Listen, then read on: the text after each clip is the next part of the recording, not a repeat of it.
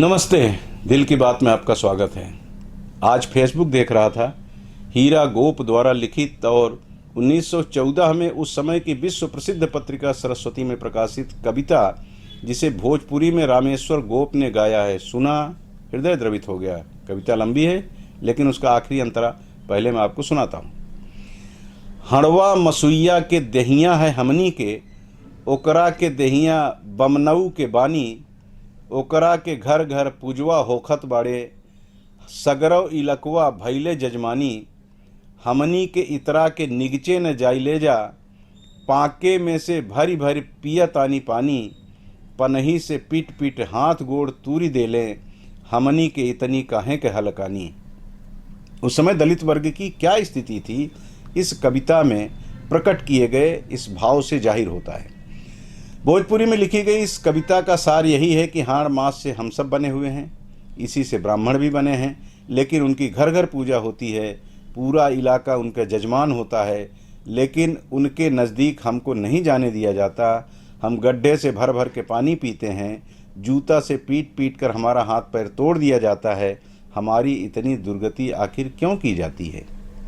इस गीत में हीरा गोप ने मार्मिक ढंग से कहा है कि भगवान ने नरसिंह रूप धारण कर प्रहलाद का उद्धार कर दिया, द्रौपदी के चीर हरण में स्वयं प्रकट हो गए, गोवर्धन पर्वत उठाकर इंद्र का घमंड तोड़ दिया, लेकिन हम दलितों का उद्धार करने वो प्रकट क्यों नहीं हो रहे हैं।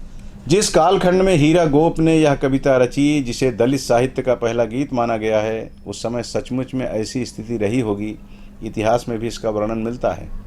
आज परिस्थितियां बदली हैं, दिखावे के लिए सम्मान दिया जाने लगा है, लेकिन आज भी अछूत को अछूत ही माना जाता है। तभी तो सुअर पालने वाले आज भी ग्रामीण क्षेत्रों में त्याज्य हैं। यह अलग बात है कि अब विदेशी सुअरों को पालने वाले अधिकांश सवर्ण वर्ग से आते हैं। तर्क दिया जाता है कि जो सुअर गांव वाले पालते हैं वह मल खाती है। यह विदेशी सुअर है, मल नहीं खाती, बल्कि इनका खाद्यान्न अलग होता है। चलिए मान लिया जाए कि भारत की सुअर ही मल खाती है, बाहर की नहीं, लेकिन उन्हें पालने वाले तो अलग अलग वर्ग के हैं। एक त्याज्य, दूसरा स्वीकार्य क्यों? और यदि ऐसा नहीं है तो क्षमा करें गोभक्त, जो गाय भोजन की तलाश में विचरण करते करते मल खाने लगी है, क्या वो त्याज्य नहीं है? भक्ति भाव रखने वाले लोग कहते हैं कि जो गायें यानी गाय खूंटे से बंधी रहती है, उनका ही मैं दुग्धपान करता हूँ। यत्र तत्र भटकने व कहीं भी चरने वाली गाय के दूध को हाथ भी नहीं लगाता। ऐसा होता भी है, कई लोग इसका ख्याल रखते हैं। यहाँ सवाल उठता है कि हम उस गाय का दूध पीने से परहेज करते हैं जो मल भक्षण करती है, लेकिन उसे मानते तो गाय माता ही है ना। मल खाने वाले दो पशुओं में यह अंतर क्यों?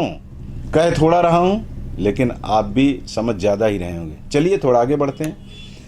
मांस भक्षण करने वालों पर खूब चर्चा होती है। मांस भक्षण करने वाले चाहे हिंदू हैं या मुसलमान हैं, तो मांसाहारी ना। बात बिल्कुल पहले वाली जैसी, उसी से जोड़ करके इस बात को कर रहा हूँ। आप इसे हलाल और झटका में तब्दील कर अपने आप को भले खुश कर लेते हो, लेकिन पशु को मारकर आखिर उसका मांस निकालते तो आप ही है ना।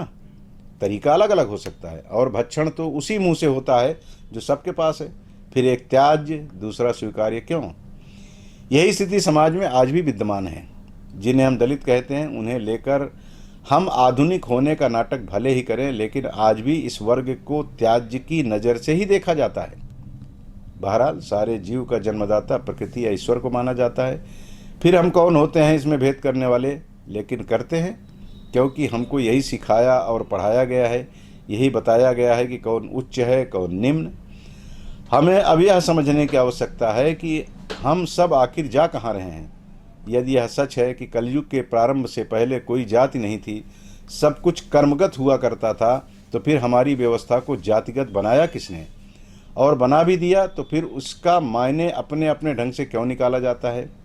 क्यों संत रविदास जी का यह दोहा नहीं सुना जाता, जिसमें वह कहते हैं कि जन्म जात मत पूछिए, का जात या रुपात, रैदास पूत सब प्रभु के, कोई नहीं जात कुजात।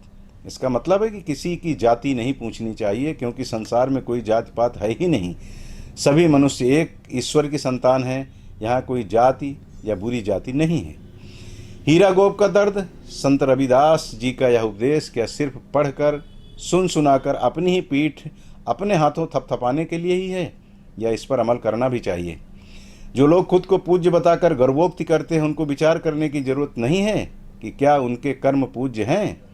यदि हाँ, तो फिर उनकी इस रूप में पूजा होनी चाहिए जैसा कहा जाता है। लेकिन वह अधर्मी हैं या पाप मार्ग के पक्षधर हैं, तो फिर उन्हें पूज्य कहलाने का हक नहीं है। जिस दिन यह बात हम सबको समझ में आ जाएगी और उस पर अमल करना हम शुरू कर देंगे, उस दिन फिर यह भाव प्रकट करने की आवश्यकता नहीं पड़ेगी कि सनातन धर्म खतरे में है या किसी धर्म विशेष के कारण खतरे में सनातन धर्म पड़ सकता है। खैर, किसी को कष्ट हो गया हो तो क्षमा चाहता हूँ। जय हिंद, जय भारत।